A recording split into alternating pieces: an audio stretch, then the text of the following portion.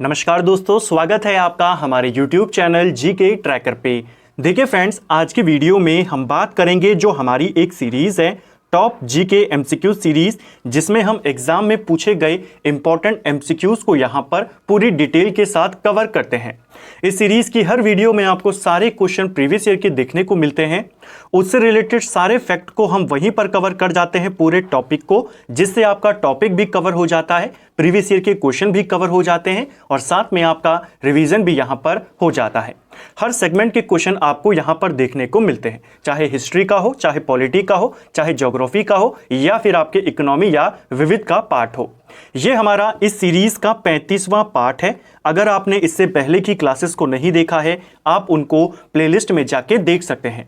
इस सीरीज में आपको एनसीईआरटी के फैक्ट भी देखने को मिलते हैं। तो चलिए दोस्तों, आज की वीडियो को शुरू करते हैं। आज का हमारा पहला क्वेश्चन है, निम्नलिखित में से किस नदी को ऋग्वेद में सबसे पवित्र नदी माना गया है?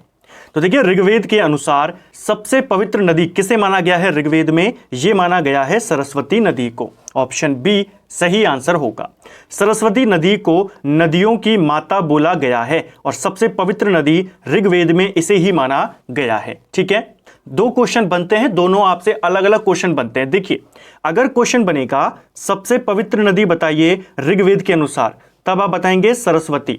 और अगर पूछेगा सबसे मुख्य नदी कौन है, तो मुख्य नदी है सिंधु नदी। दोनों को आपने याद करना है। ठीक है, सबसे ज्यादा बार उल्लेख सिंधु का हुआ है, लेकिन पवित्र कौन है? सरस्वती। गंगा नदी का उल्लेख ऋग्वेद में केवल एक बार हुआ है और यमुना नदी का उल्लेख ऋग्वेद में 3 बार हुआ है। इसको भी आपने याद करना है। ठीक है, कुछ इंपॉर्टेंट फैक्ट्स हैं, इनको देखते हैं। सबसे पवित्र नदी पूछेगा तो सरस्वती, नदियों की माता। सबसे मुख्य नदी पूछेगा तो सिंधु, सबसे ज्यादा उल्लेख इसी का हुआ है। यह भी क्वेश्चन बनता है, ऋग्वेद में सर्वाधिक उल्लेख किस नदी का है? सिंधु नदी का है। कुछ इंपॉर्टेंट नदियां जिनके प्राचीन नाम और आधुनिक नाम आपसे पूछे जाते हैं, जैसे काबुल नदी का प्राचीन नाम क्या था? काबुल का प्राचीन नाम था कुंभा। क्वेश्चन आता है काबुल का प्राचीन नाम बताइए, या ऐसे पूछेगा कुंभा नदी का आधुनिक नाम क्या है? ऐसे ही वितस्ता का आधुनिक नाम क्या है? झेलम। झेलम का प्राचीन है वितस्ता। चिनाब नदी का प्राचीन नाम था अस्किनी। रावी नदी, यहां पर ये रावी है। ठीक है, रावी नदी का प्राचीन नाम था परुष्णी। और ये पेपर में बहुत बार आता है कि इनमें से परुष्णी किस नदी का प्राचीन नाम था? तो रावी का प्राचीन नाम है परुष्णी। सतलज की बात करें, इसका नाम था शतुद्री। ब्यास नदी का नाम बिपाशा और गंडक नदी का नाम सदानीरा। ये क्वेश्चन भी बनता है। गंडक नदी काफी इंपॉर्टेंट नदी, इसका प्राचीन नाम क्या है? सदानीरा। तो हमने यहां पर वैदिक काल की जो इंपॉर्टेंट नदियां हैं उनके प्राचीन नाम वाला जो आपका टॉपिक है, यहां पर उसे पूरा कवर कर दिया। नेक्स्ट है हमारा, प्राचीन भारत में पहला विदेशी आक्रमण किसके द्वारा किया गया था? देखिए, ये प्राचीन भारत की यहां पर बात हो रही है। भारत पर पहला मुस्लिम आक्रमण आप जानते हैं 712 में मोहम्मद बिन कासिम के नेतृत्व में हुआ था, जो सफल आक्रमण था। लेकिन अगर हम प्राचीन भारत में बात करें, पहला विदेशी आक्रमण ये किया था ईरानियों ने। ऑप्शन सी सही आंसर होगा। हमेशा आपको यूनानी और ईरानी दोनों में कंफ्यूज करता है। सिकंदर जो था ये यूनान का था, ये यूनानी था, लेकिन सिकंदर से पहले भारत पर ईरानियों ने आक्रमण किया था और ये वही क्वेश्चन है। तो प्राचीन भारत में पहला विदेशी आक्रमण किसके द्वारा किया गया? ईरानियों के द्वारा किया गया। ईरानियों के बाद यूनानियों ने आक्रमण किया था। कुछ इंपॉर्टेंट बातें हैं ईरानियों को लेकर के, उनको देखते हैं। पहला विदेशी आक्रमण ईरान के हकमनी वंश ने किया था। ठीक है, इसका एक राजा साइरस द्वितीय, इसने किया था भारत पर पहला विदेशी आक्रमण। ठीक है, प्राचीन भारत पर। तो पूछेगा किसने किया? ईरानियों ने किया। ईरानियों में वंश कौन सा था? हकमनी वंश था। हकमनी वंश का कौन सा शासक था? साइरस द्वितीय था। लेकिन जो इसने आक्रमण किया वो असफल आक्रमण था। अगर पूछेगा प्राचीन भारत पर पहला सफल आक्रमण किस विदेशी ने किया, तो इसी वंश के राजा डेरियास प्रथम ने किया, जिसे दारा प्रथम के नाम से भी जाना जाता है। 516 ईसा पूर्व के करीब इसने भारत पर आक्रमण किया, जो कि सफल आक्रमण था। इसने यहां पर अब कुछ भागों को जीता और इंडिया में जो इसने अपने भाग जीते उनको अपने साम्राज्य का 20वां प्रांत बना दिया। क्वेश्चन आता है, इनमें से किस विदेशी शासक ने भारत के कुछ भाग को जीतकर अपने साम्राज्य का 20वां प्रांत बनाया? वो था दारा प्रथम। इस दारा प्रथम का पुत्र था जेरिक्स, और जेरिक्स को लेकर एक क्वेश्चन बनता है। जेरिक्स ने भारतीय सैनिकों को लड़ने के लिए ग्रीस में भेजा था, यूनान भेजा था, ग्रीस यानी यूनान। तो ये क्वेश्चन भी बनता है, आक्रमण किसने किया, प्रांत किसने बनाया, भारतीय सैनिकों को लड़ने के लिए यूनान किसने भेजा, ये सारी बातें। अभिलेख उत्कीर्ण करने की प्रथा ईरानियों ने ही शुरू करी थी। जो अभिलेख उत्कीर्ण करने की प्रथा भारत में अशोक शुरू करता है, दुनिया में अगर हम बात करें तो ईरानियों ने इसको शुरू किया था। दारा तृतीय, तो देखिए जो दारा प्रथम था, इसी के बाद इसी के वंश में एक राजा आया दारा तृतीय, और इस दारा तृतीय को पराजित किया था सिकंदर ने, और फिर वहां से ईरानी खत्म हो जाते हैं और यूनानी आक्रमण शुरू हो जाते हैं। ये पूरा क्रम था प्राचीन हिस्ट्री का, जिसमें हमने प्रमुख ईरानी राजाओं के बारे में, उन्होंने क्या क्या महत्वपूर्ण घटनाएं उनके काल में हुई, उन सबको यहां पर देखा। ठीक है, नेक्स्ट है, किस मुगल शासक ने ईस्ट इंडिया कंपनी को भारत में व्यापार करने का फरमान दिया था? तो ईस्ट इंडिया कंपनी को व्यापार करने की अनुमति ये किसने दी थी? ये जहांगीर ने दी थी। ऑप्शन बी हमारा सही आंसर होगा। मुगल दरबार में आने वाला पहला अंग्रेज कौन था? आप जानते हैं कैप्टन हॉकिंस था। ठीक है, कैप्टन हॉकिंस 1608-1609 में, कहीं पर 8 दिया है, ज्यादातर कुछ जगहों पर 1609 भी है, तो उसको भी ध्यान में रखेंगे, पहला रेफरेंस 8 को देंगे। तो कैप्टन हॉकिंस जो ब्रिटेन का उस समय राजा था, जिसका नाम था जेम्स प्रथम, इसका नाम भी याद करेंगे क्योंकि कई बार पूछा जाता है जो ये हॉकिंस था, जो जहांगीर के दरबार में जाने वाला पहला अंग्रेज था, किसका दूत था? ये जेम्स प्रथम का था। तो इसका दूत बनकर ये जहांगीर के दरबार में जाता है 1608 में। ठीक है, जहांगीर इसको इंग्लिश खान की उपाधि भी देता है। हालांकि उस समय कारखाना बनाने के लिए परमिशन जहांगीर नहीं देता, क्योंकि आप जानते हैं उस समय पुर्तगाली भी भारत में थे, और पुर्तगाली कई ज्यादा मजबूत थे अंग्रेजों से। अंग्रेज पहले मांग करते हैं कि हमें सूरत में अपनी कारखाना या अपनी जो कोठी उन्हें बनानी है सूरत में खोलनी है, जहांगीर मना कर देता है। 1608 में ये प्रयास करते हैं, लेकिन जहांगीर अनुमति नहीं देता। उसके बाद 1612 में एक सवाली का युद्ध होता है। सवाली का युद्ध सूरत के नजदीक होता है, और इस युद्ध में पुर्तगालियों को पराजित कर देते हैं अंग्रेज, जिससे प्रभावित होकर जहांगीर इनको व्यापार का फरमान जारी कर देता है 1613 में। तो यही क्वेश्चन है, फरमान किसने दिया था? 1613 में दिया था जहांगीर ने। किस युद्ध के बाद दिया था? सवाली का युद्ध। किस किस के बीच लड़ा गया? ये लड़ा गया अंग्रेजों और पुर्तगालियों के बीच में। ठीक है, इसको आपने याद करना है। नेक्स्ट है, रामकृष्ण मिशन की स्थापना किसके द्वारा की गई थी? रामकृष्ण मिशन की अगर हम बात करते हैं, इसकी स्थापना स्वामी विवेकानंद के द्वारा की गई। ऑप्शन बी सही आंसर होगा। कुछ इंपॉर्टेंट फैक्ट्स इनको देखते हैं। रामकृष्ण मिशन की स्थापना 1897 में होती है। इसकी स्थापना बेल्लूर में की जाती है, जो कि कलकत्ता में पड़ता है। कई बार आपसे अगर आप उत्तराखंड के प्रीवियस ईयर के पेपर भी देखेंगे, लोकेशन पूछ लेता है कि 1897 में रामकृष्ण मिशन की स्थापना कहां पर हुई, तो कलकत्ता बताएंगे। एग्जैक्ट लोकेशन पूछेगा तो वेल्लूर में बताएंगे। ठीक है, और जल्द हम यूकेएसएससी के द्वारा जो आपसे जीके के क्वेश्चन पूछे गए हैं, हिंदी के क्वेश्चन पूछे गए हैं, और साथ में यूकेपीएससी के, उनको भी कवर यहां पर करेंगे। उत्तराखंड के एग्जाम में उत्तराखंड के आज तक जो जो क्वेश्चन आपसे पूछे गए हैं, लगभग 700 से ज्यादा प्रश्नों को एक सिंगल वीडियो में हमने कवर किया है। आप उसे प्लेलिस्ट से जाके देख सकते हैं। उसमें आपको केवल उत्तराखंड के क्वेश्चन मिलेंगे, उत्तराखंड जीके के क्वेश्चन मिलेंगे, जिसमें मैक्सिमम पार्ट उन क्वेश्चंस का है जो यूकेएसएससी के द्वारा आपसे पूछे गए हैं। तो आप वहां से अपना उसको भी रिवाइज कर सकते हैं। जल्द ही यूकेएसएससी के हिंदी और जीएस की क्लास को भी यहां पे शुरू करेंगे, उन क्वेश्चन की जो प्रीवियस ईयर में आए हैं। संस्थापक कौन है? हमने देखा स्वामी विवेकानंद है। स्वामी विवेकानंद के गुरु कौन थे? रामकृष्ण परमहंस, और इन्हीं की स्मृति में रामकृष्ण मिशन की स्थापना की जाती है। ठीक है, स्वामी विवेकानंद का मूल नाम क्या था? तो इनका मूल नाम था नरेंद्र नाथ दत्त। इसको भी याद करना है, बहुत बार पूछा जाता है। जो महाराजा खेतड़ी थे, उनके कहने पर या उनके सुझाव पर इनका नाम नरेंद्र नाथ दत्त से बदलकर स्वामी विवेकानंद किया गया था। किसके सुझाव पर? महाराजा खेतड़ी। ठीक है, 1893 में शिकागो में इन्होंने विश्व धर्म सम्मेलन में भाग लिया। इसको भी याद करेंगे। यहां पर जाकर ये जबरदस्त भाषण देते हैं, और उसके बाद, इस भाषण के बाद इनको तूफानी हिंदू के नाम से भी इनको उस समय पहचान काफी मिली थी। लोग उनको ये कहने लगे थे। न्यूयॉर्क में 1896 में इन्होंने वेदांत सोसाइटी की स्थापना करी। ये भी काफी इंपॉर्टेंट है। ठीक है, वेदांत सोसाइटी किसने बनाई? स्वामी विवेकानंद ने 1896 में।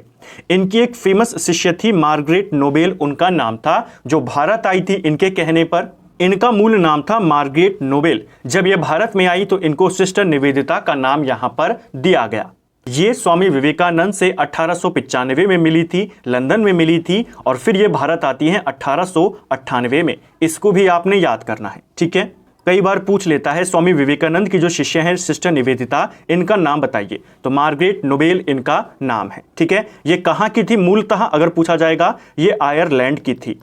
ऐसे ही आपके जो डीप क्वेश्चंस होते हैं उन्हीं को साथ साथ में हम कवर करते हुए चल रहे हैं। जैसे हमने यहाँ पर सारी चीज़ों को देख लिया, सम्मेलन में क्या हुआ, इनका मूल नाम क्या था, किसके सुझाव पर बदला, वेदांत सोसाइटी की स्थापना कब करी, कहाँ करी, किसने करी, यहाँ पर देखा शिष्य कब मिली, कब भारत आई, कहाँ की थी, मूल नाम क्या है, सारी चीज़ों को हमने देखा।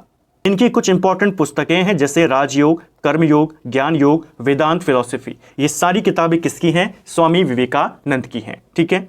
नव हिंदूवाद का सर्वश्रेष्ठ प्रतिनिधि किसको माना जाता है? तो नव हिंदूवाद का सर्वश्रेष्ठ प्रतिनिधि विवेकानंद को ही माना जाता है, ठीक है। नेक्स्ट है, द्वितीय गोलमेज सम्मेलन का आयोजन कब किया गया था?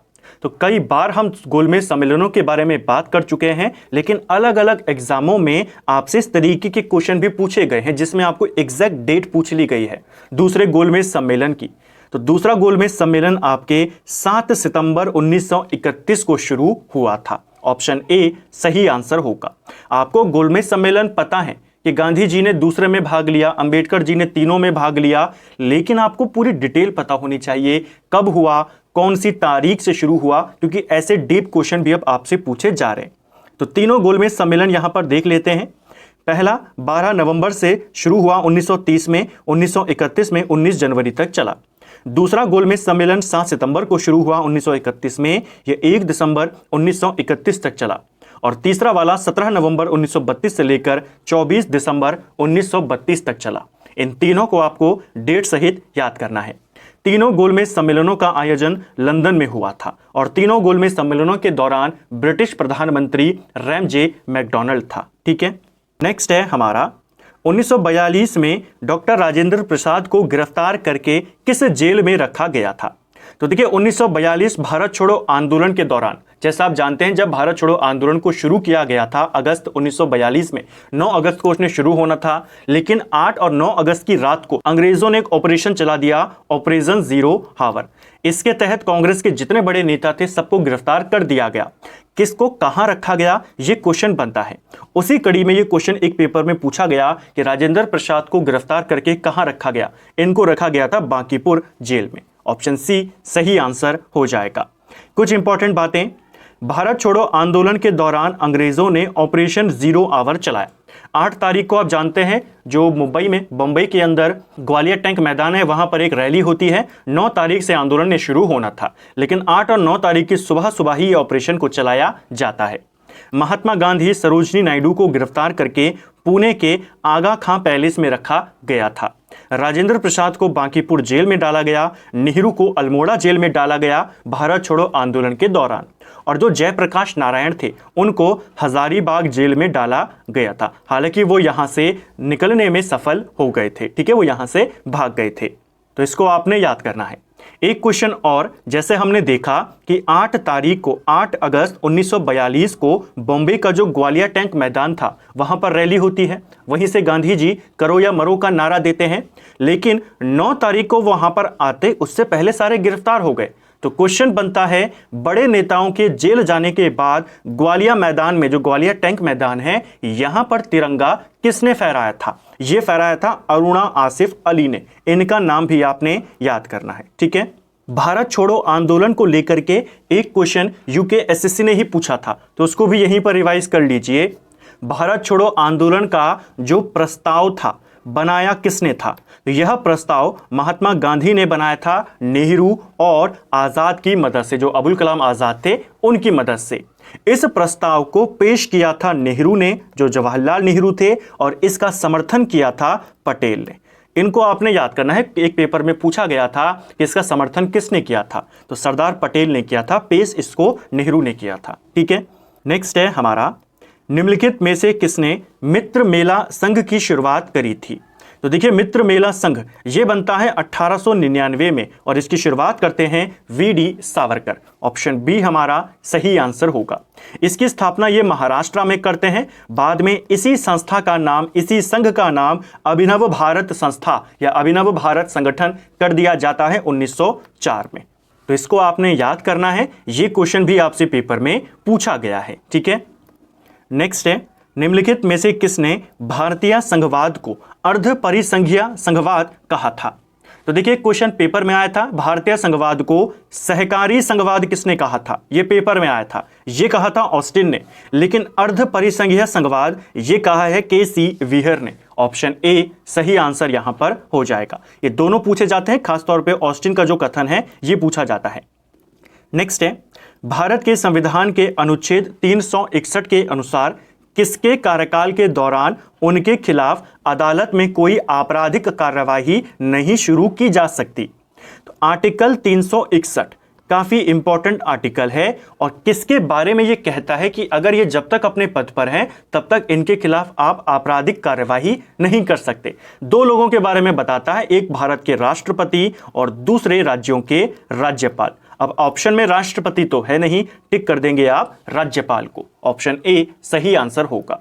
आर्टिकल 361 ये कहता है कि राष्ट्रपति, राज्यपाल जब तक अपने पद पर हैं इनके खिलाफ आप कानूनी कार्रवाई या आपराधिक कार्रवाई नहीं कर सकते। ठीक है, नेक्स्ट है हमारा, भारतीय संविधान का कौन सा अनुच्छेद छुआछूत उन्मूलन से संबंधित है?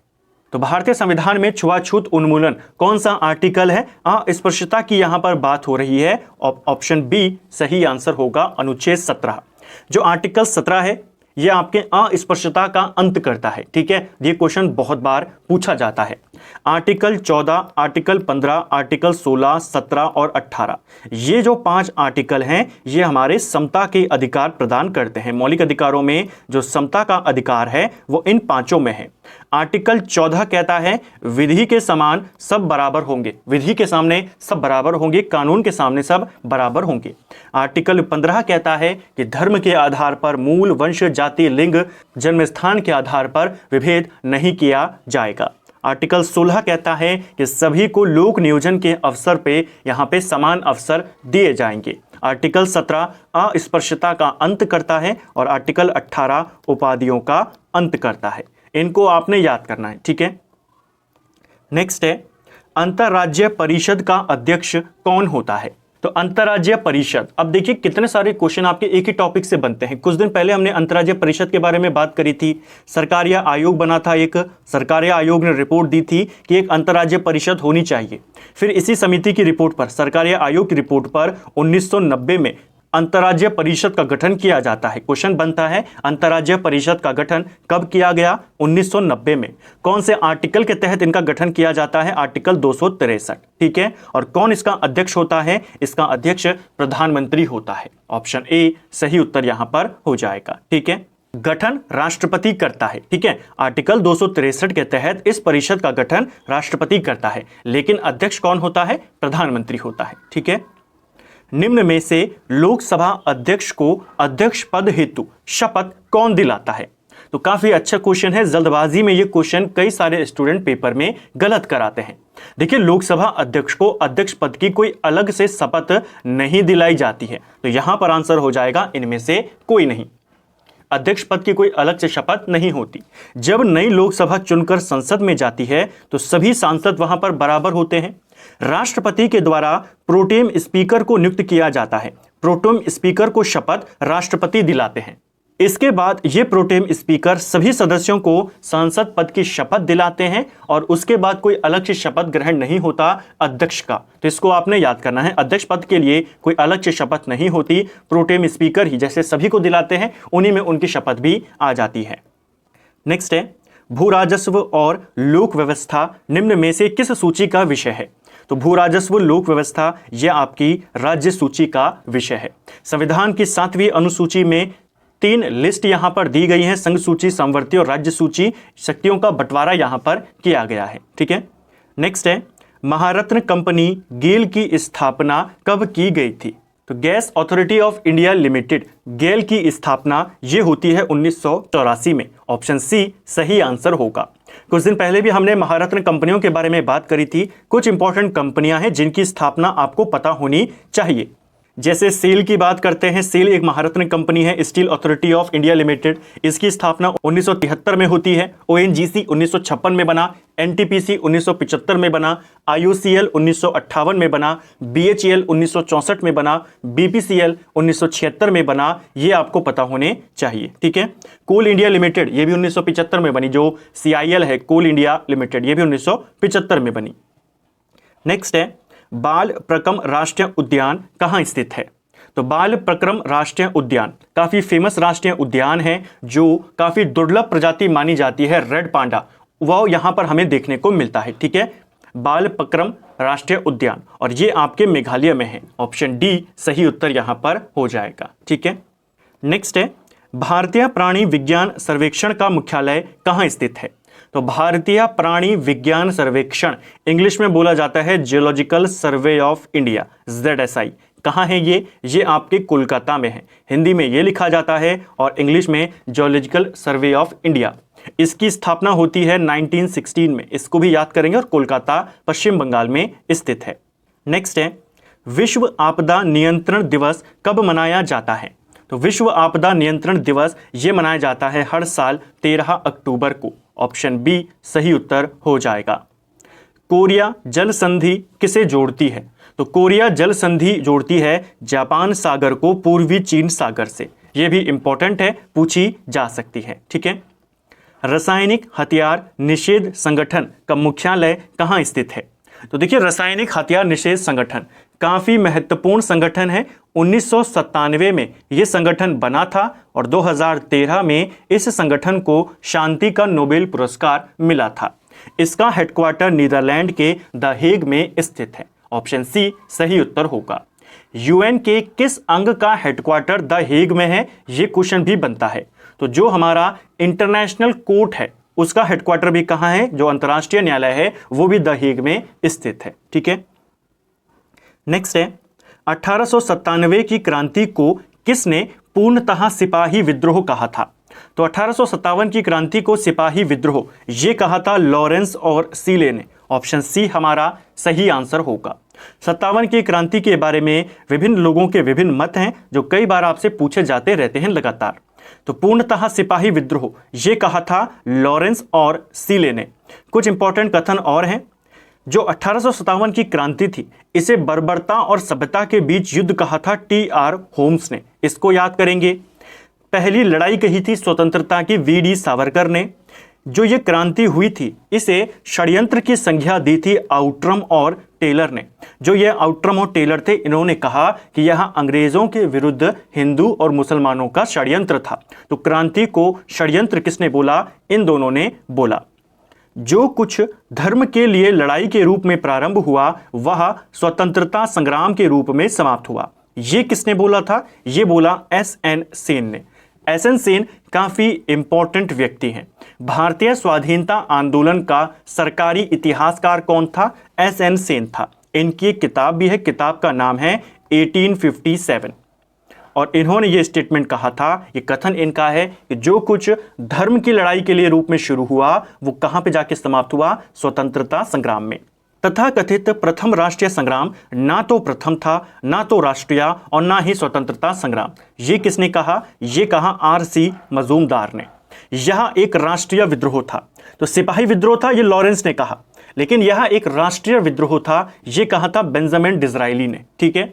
यह ईसाई धर्म के विरुद्ध एक धर्म युद्ध था ये कहा LER रीज ने। तो इसका भी कथन आपने याद करना है, ठीक है। ये कुछ इंपॉर्टेंट कथन थे 1857 की क्रांति को लेकर जो आपसे लगातार पेपर में पूछे जाते हैं।